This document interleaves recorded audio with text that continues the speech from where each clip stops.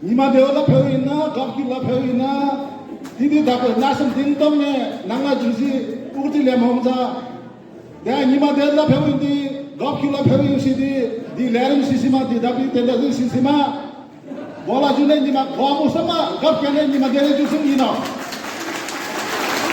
yang nangla ju ke mutuba sai tak magi ke nangla kalau pulu masuk kene dia di tembala chila khana dia pheuhi tere ki ल्यानु nasam ding tonne ल्यानु namne porne yiritan jebin jengsi dia mau jawa sene bando shoyi tere pade nangla phangam tuma dasudi yegi chiki jago sene di mai ti ya long ngati se phe program ma mai ti ma ho la tere sandi 12 राष्ट्रिय जनगणना संघ तपी आणि तेरेकी Sumo लगे सिकोला हरिन दब ओहन मसु थले दम kilo पाते किलो तो जंदार के नहीं किलो की मेरा सुम किलो दिन में दी लेरन जबला छजाले हम जसु तिकोला हरिन दी लेरन की अदछे थले दम किलो की अदछे टुकड़ा कहने तमें दापीगी सरवाकार ओखडम सुरु तेंजी सेपजु तुरा केना तुम आचार्य लु लमा सम त्या थिला जुगी दापी मि छ्या दिवा तेरे लाटो से देना सुई दापु सेरा तिवा लेरिंगा फेरसिमा रम्पी तमतेला अनुशासन सिद्धि गोज di अनुशासन मेनरन दापोगी तिंगा शोध कले मी तमने मेने दापी तमने मेसे ए थिकी खांसे थिकी तिरंग सिंगनी ती शेर की शेर का माटी से खांसी की या निनी ती शेर पर लेखाओ सावले शेर की शेर पर माटी से खांसी ती मिन्छ येगी गेल लामा चिहोगी येगी शेर पर माटी तो दी जरा गणनाती लोची थमला पाले हुन्छ लोची थमला पाले वासिमा तलम दिदी मम्मी सिदी मंगसिर कार्तिक की 25 गते सुरु मंगसिर की 9 गतेसम्म रहिन्छ तिकोला सरकार की टंगा बंग खर्च क्या हुन्छ सुपारी बेचा गना ती दापी गोममी गनक सिती सुई सिती ती गोममी ती गोम मिलाले गनक सिती सुपारी बेचा ती सुई सिती खानबादन ती गोम यगी ल्याम मोरन टस्तले मोबाइल च्यानलमा यहाँलाई स्वागत छ म लाकबाजी शेर्पा आज हामी विशेष गरी नेपाल शेर्पा संघले सञ्चालन गरेको शेर्पा लेखौं शेर्पा लेखाउँ महाअभियानको सन्दर्भमा कुराकानी गर्न गइरहेका छौं यस सन्दर्भमा कुराकानी गर्नको लागि हामीसँग नेपाल शेर्पा संघका केन्द्रीय उपाध्यक्ष तथा शिक्षा स्वास्थ्य तथा जनसङ्ख्या विभागका प्रमुख दावा शेर्पाजी हुनुहुन्छ स्वागत छ यहाँलाई नमस्कार यो 12औं राष्ट्रिय जनगणना सुरु हुन गइरहेको छ शेर्पा संघले विभिन्न अभियानहरू सञ्चालन गरेको हामीले पाइरहेका छौं के कार्यक्रम भइरहेको छ अलिकति डिटेलमा बताइदिनुस् अब यो 12औं जनगणनाको कार्यक्रम चाहिँ अब नेपाल संघीयतातर्फ प्रवेश गरे पश्चातको पहिलो जनगणना भएकोले यसले एकदमै ठुलो महत्त्व लिएको छ र यसलाई आम नेपालीले पनि यसलाई महत्त्वको साथ हेरिरहेको र यसमा चाहिँ शेर्पा समुदायले चाहिँ विशेष रूपमा चाहिँ यसलाई हेरिरहेको अवस्था चाहिँ अहिले हाम्रो सङ्घभित्र छ यो किनभने अब हाम्रो जनसङ्ख्या भनेको त अब यो क्रमिक रूपले अब कुनै प्रतिशत दरले चाहिँ बढ्दै जानुपर्ने तर जनसङ्ख्या चाहिँ शेर्पा समुदायको चाहिँ झन् घट्दै गएको कारणले चाहिँ यसमा अझ पनि शेर्पा समुदायको अलिक बढी चासो चाहिँ भइरहेको छ र यसमा अब कार्यक्रमहरू त अब हामीले विभिन्न अब फेसबुक मार्फत पनि हामीले धेरै सामाजिक सञ्जाल मार्फत पनि धेरै कार्यक्रमहरू गऱ्यौँ र र त्यति मात्र नभएर हामीले अब गाउँ जिल्ला पनि हामी सबै ठाउँमा हामी प्रवेश गरिसकेका छौँ र त्यो प्रवेश गर्ने पश्चात चाहिँ अहिलेको समय साथीहरूले ओखलढुङ्गातिर कार्यक्रम गरिरहेछन्, सिन्धुपाल्चोकतिर पनि कार्यक्रम भइरहेछ र अन्य ताप्लेजुम लगायत इलामतिर पनि धेरै कार्यक्रमहरू छ। यो भित्रभित्र ग्रासरुट लेभलमै यो प्रवेश गरेको अवस्था छ र हामीले चाहिँ अब एफएमबाट पनि दूरदराजका गाउँहरू जुन ठाउँमा हामी पुग्न नसकेको ठाउँहरूमा चाहिँ अहिले एफएमले पनि त्यो कुराहरू चाहिँ त्यो सम्प्रेषण गरोस्, जुन हाम्रो अब शेर्पाको आफ्नो भाषा धर्म संस्कृतिको कुराहरू जुन अहिले कोड नम्बर समेत चाहिँ यसमा चाहिँ प्रवेश गरोस् भनेर चाहिँ हामीले यो गाउँमा पनि यो चाहिँ अहिले तपाईँको प्रचार प्रसार हामी गरिरहेको छौँ र अहिले हालसालै पनि हामीले एउटा चाहिँ शेर्पा कलाकार भाइ बहिनीहरूलाई सदुपयोग गरेर चाहिँ एउटा छोटो भिडियो पनि हामीले बनाएका छौँ जसमा चाहिँ जनगणनामा किन सहभागी हुनुपर्छ र यसको फाइदा बेफाइदाको पक्षहरूलाई चाहिँ लिएर चाहिँ सबैले सर्वसाधारणले बोल्ने बुझ्ने भाषामा चाहिँ हामीले त्यो एउटा भिडियो पनि हामीले सम्प्रेषण गरिसकेका छौँ। यो 12औं जनगणना यो 12औं पटक हुँदैछ। योभन्दा पहिला यस्तो खालको क्रियाकलापहरू जस्तै सङ्घ संस्थाहरूले त्यसमा विशेष गरी शेर्पा सङ्घले यस्ता खालको कार्यक्रमहरू गरेको भन्ने हामी त्यति सुन्नमा पाएका छैनौँ। 12औं जनगणनामा यसरी चाहिँ सिङ्गो सङ्गठन सिङ्गो समुदाय लागि पर्नुको पछाडिको कारण चाहिँ के छ? अब एक किसिमले यसमा त हाम्रो एउटा जागरणको कुरा नै हुनसक्छ जस्तो मलाई लाग्छ, किनभने अब अन्य हाम्रो किराँतका साथीहरू जुन राई लिम्बू साथीहरूले योभन्दा विगत तपाईँको 2-3 दशक अगाडि नै यो कुराहरूको बारेमा उहाँहरूले एउटा लहर ल्याइसकेको थियो। तर हाम्रोमा यो चाहिँ विषय प्रवेश के हो भने यो एउटा एक किसिमको हाम्रो जब पहिचानको कुराहरूको या विषयहरू उठ्यो त्यस पश्चात चाहिँ मान्छेमा जनमानसमा या सङ्घ संस्थामा जुन लिडरसिप गर्ने साथीभाइहरूको चाहिँ एउटा जागरण चाहिँ यसले एउटा प्रकट गरेको जस्तो मलाई महसुस भएको छ र त्यही कारणले अनि प्लस त्यति मात्रै नभएर हाम्रो अब जनसङ्ख्या चाहिँ घट्दै गइरहेको र हामीले चाहिँ अब यसलाई कस्तो भने विदेशमा शेर्पा गएकोले मात्रै घट्यो भन्ने कुराले चाहिँ एउटा अलि हल्का रूपले चाहिँ यसलाई बुझिदिएको र अब जनगणनामा गणकहरू नपुगेको कारणले पनि त्यो घटेको के अरे हुनसक्छ, अन्य जातिहरूले अन्य जातिमा सूचीकृत गर्दा पनि त्यस्तो भएको हुनसक्छ भन्ने विभिन्न कोणबाट चाहिँ हामीले नहेरेर एकाङ्की ढङ्गले मात्रै हामीले हेरेको कारणले र हाम्रो शेर्पा समुदाय चाहिँ घट्ने क्रमबाट चाहिँ हामी अल्पसङ्ख्यकमा परेर राज्यबाट पाउने धेरै सुविधाहरूबाट हामी वञ्चित होला, हाम्रो शेर्पा भाषा धर्म संस्कृति चाहिँ हाम्रो तपाईँको ओझेलमा पर्ला भन्ने कारणले चाहिँ हामी अहिले अलिक बढी सचेत भएको जस्तो मलाई महसुस हुन्छ र हाम्रो यो चाहिँ अब एउटा एक किसिमको चाहिँ जागरणले नै एउटा यो चाहिँ विषयलाई चाहिँ उठान भएको जस्तो मलाई लाग्छ। यो शेर्पा लेखाउँ भन्ने जुन अभियान छ धेरै कतिपयले चाहिँ शेर्पाले शेर्पा नलेखेर चाहिँ के लेख्छ त भन्ने खालको प्रश्नहरू पनि गरिरहेको छ, यस सन्दर्भमा के भन्नुहुन्छ? यो एकदमै अब सुन्दा सिम्पल जस्तो देखिन्छ तर यो साँच्चै नै एकदमै अलिक गहन विषय छ। अब मूलत के हो भने यसमा अब शेर्पाहरूले विभिन्न एउटा चलन के आइदियो भने शेर्पाहरूले पनि आफ्नो थरहरू लेख्ने चलनहरू अलि आइदियो। अब यो सामाजिक सञ्जालहरूमा यो एउटा निकनेम जस्तो राखेर त्यो थरहरू राख्नु त त्यो केही पनि ठुलो कुरा भएन। तर जब हामीले जनगणना गर्ने क्रममा चाहिँ हामीले यस्तो विषयहरूलाई चाहिँ हामीले अब भनौँ न अब कुनै लामा थर या च्यावा थर या अन्य थरमा चाहिँ हामीले आफ्नो नाम चाहिँ लेखाइदियो भने त्यसले चाहिँ के एउटा खतरा हुने भयो भने हामी अन्य जातिमा सूचीकरण हुने र शेर्पामा सूचीकरण नहुने खालको चाहिँ त्यो भयो र यतिकै त घटिरहेको अवस्थामा हाम्रो जनसङ्ख्या घटिरहेको अवस्थामा यसले चाहिँ तपाईँको हाम्रो जनसङ्ख्यालाई चाहिँ झन् यसले ह्रास ल्याउँछ भन्ने चाहिँ एउटा खतरा देखेको कारणले चाहिँ हामीले थरहरूलाई केही अहिले विषय नराखेर चाहिँ अहिले आफ्नो सिधै आफ्नो नामको साथमा शेर्पा भनेर मात्रै लेखिदिनु। जस्तै अब दावा शेर्पा हो भने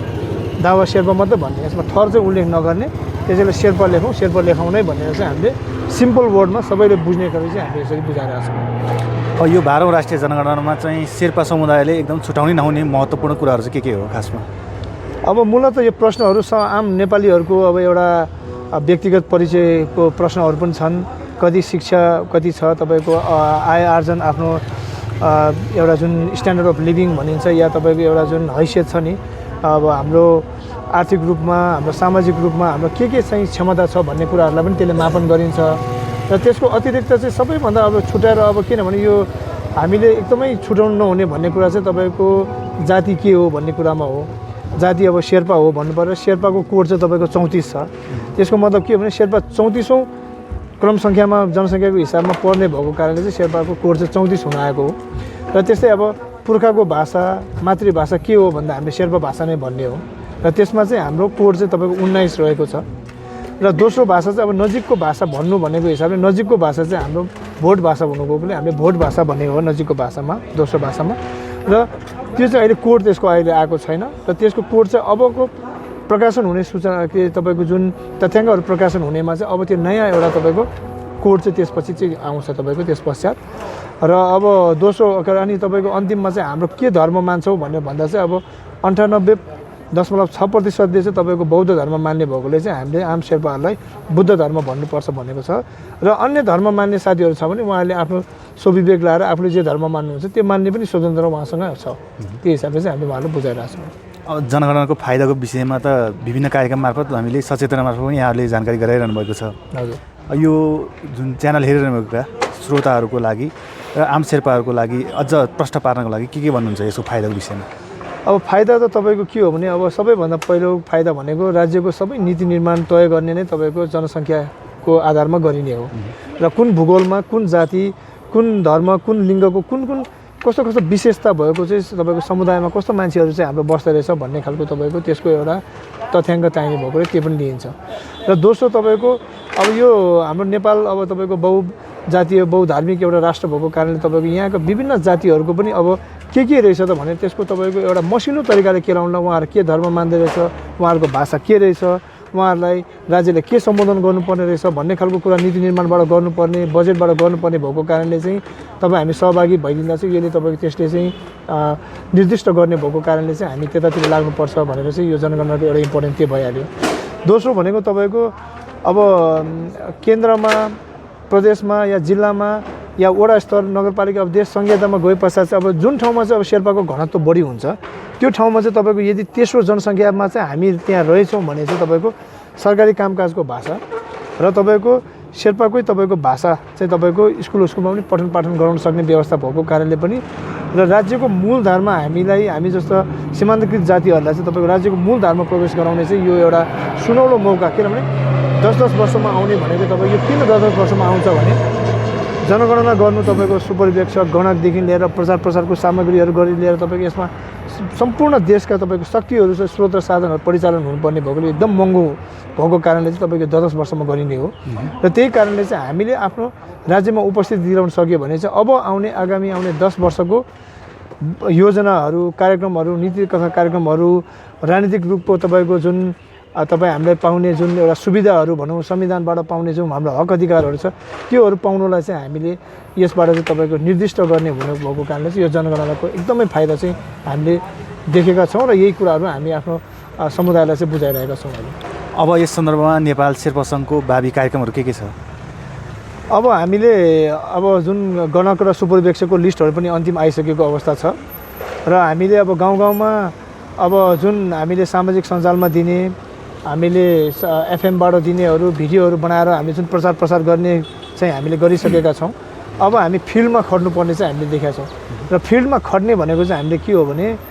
अब गणकहरूलाई सुपरिवेक्षकहरूलाई चाहिँ हामीले अब शेर्पा समुदायको साथीहरूले चाहिँ जो गणक पुगेको ठाउँमा गणकले नै उहाँहरूले आफ्नो भूमिका निर्वाह गर्नुहुन्छ र गणक नपुगेको ठाउँमा चाहिँ हामीले अब स्वयंसेवकहरू खटाएर चाहिँ उहाँहरूलाई अब अलिकति न्यूनतम उहाँहरूलाई केही अब बाटो खर्च या केही मोबाइलको रिचार्ज कार्डहरू केही चिया खर्चहरू खाने खर्चहरू हामीले केही उपलब्ध गराएर चाहिँ उहाँहरूलाई जनगणना अवधिभरि जस्तै कार्तिक 25 गतेबाट मङ्सिर 9 गतेसम्मको 15 दिनको अवधिभरि चाहिँ हामीले उहाँहरूलाई केही न केही एउटा इन्सेन्टिभ दिएर चाहिँ उहाँहरूलाई खटाउन सकेको अवस्थामा चाहिँ हाम्रो छिटपुट भएको जुन जहाँ गणकहरू नपुग्न सकेको ठाउँहरूमा चाहिँ गणकलाई पनि एउटा सहकार्य गरिदिएर उहाँहरूसँग मिलेर चाहिँ यो जनगणनाको तथ्याङ्कहरू टिप्नमा चाहिँ उहाँहरूले मद्दत पुर्याउनु भयो भने चाहिँ हाम्रो कार्यक्रमको चाहिँ एउटा अन्तिम अब त्यो चाहिँ हाम्रो एउटा लक्ष्य चाहिँ त्यो रहेको छ अहिले यो अभियानमा तपाईँहरू एकदम व्यापक रूपमा लागि गरेको देखिन्छ 58बाट 68मा आउँदा 37,000 शेर्पाको जनसङ्ख्या घटेको छ अब यो 78मा आउँदा चाहिँ शेर्पाको सङ्ख्या बढ्नेमा तपाईँ आफै चाहिँ कतिको विश्वस्त हुनुहुन्छ अब यसमा एक किसिमले अब पहिला गणकहरूमा पनि अब शिक्षकहरू नै हुनुहुन्थ्यो अब योपालि हामीले गणकमा पनि पहिला सङ्ख्या अलिक बढी नै भए पनि अन्तिममा आएपछि तपाईँको 206 जना जति हामीले सर्ट लिस्टेड गरेर फाइनलाइज गर्न सक्यौँ र त्यो पनि एउटा उपलब्धि नै हो त्यो गणक हुनु भनेकै हाम्रो तथ्याङ्क अलि राम्रो आउन सक्ने एउटा सम्भावना त्यसले ल्याएको छ र अर्को चाहिँ तपाईँको के रहेको छ भने समुदायको एउटा जनचेतना अलिकति बढेको कारणले चाहिँ तपाईँको उहाँहरूले अब सहभागी हुने अलिकति तपाईँको सम्भावना अझ बढेर आएको छ र त्यसले गर्दा चाहिँ अब हामीले अब शेर्पाको जनसङ्ख्या तपाईँको हामीले अलिकति बढ्छ भन्ने नै हामी अलिकति सकारात्मक छौँ किनभने अहिले गाउँ सहरदेखि लिएर सबै चाहिँ अलिकति जागरुक भएको चाहिँ हामीले महसुस गरेका छौँ किनभने पहिला चाहिँ यसको अलिक महत्त्व नबुझेर पनि हुनसक्छ तर अहिले चाहिँ अलिकति महत्त्व बढी बुझेको जस्तो देखिन्छ र त्यसले गर्दा चाहिँ अब समुदायमा एउटा जागरण पनि आइसकेको कारणले चाहिँ अब हाम्रो शेर्पाको अलिक जनसङ्ख्या पहिलाको भन्दा तुलनात्मक रूपमा बढ्ने र त्यसले चाहिँ तपाईँको हाम्रो अलिकति राज्यको मूलधारमा पनि प्रक्षेपण गर्ने चाहिँ मैले विश्वास लिएको छु। आज हामी एउटा यो सचेतना कार्यक्रममा नि छौँ। आयोजक जुन ओखलढुङ्गा किदेगोहरू रहेको छ, हजुर, उहाँहरू आयोजकलाई र आम शेर्पाहरूलाई अन्तमा के भन्न चाहनुहुन्छ? अब आयोजक मित्रहरूलाई त अब हामीले सहजकर्ता भएर हामीले विभिन्न यस्ता कार्यक्रमहरूमा हामी गइ नै रहेका थियौँ। तर उहाँहरूले 2-3 जना किदुक मिलेर योभन्दा अघि पनि यही भेन्यूमा चाहिँ हामीले तपाईँको भोजपुर शेर्पा किदुक, अब गुदेल किदुक र तपाईँको अब कुलुङ्की शेर्पा किदुकले मिलेर संयुक्त रूपमा यसरी नै कार्यक्रम गरेको थियो। र त्यस पश्चात चाहिँ हामीले पनि अब विभिन्न किदुकको एक-एकवटा कार्यक्रममा जानुभन्दा यसो सामूहिक रूपमा गरेको कार्यक्रममा चाहिँ एकैचोटि अलि मासलाई चाहिँ हामीले अलिकति बुझाउन सक्यो भने चाहिँ तपाईँको त्यसको एउटा इम्प्याक्ट पनि अलि राम्रो हुने भएको कारणले चाहिँ हामीले यो कार्यक्रम पनि यसरी नै सञ्चालन गरेका हौँ। र यसमा अघि हाम्रो थोरै दिनमा किदुकको अध्यक्षज्यू नामदेव शेर्पाज्यूले पनि अघि भन्नुभएको जस्तै अब यो कार्यक्रम हेर्दाखेरि यतिकै भयो जस्तो देखिन्छ, तर यसको जुन ब्याकग्राउन्डमा हामीले धेरै मान्छेलाई चाहिँ तपाईँको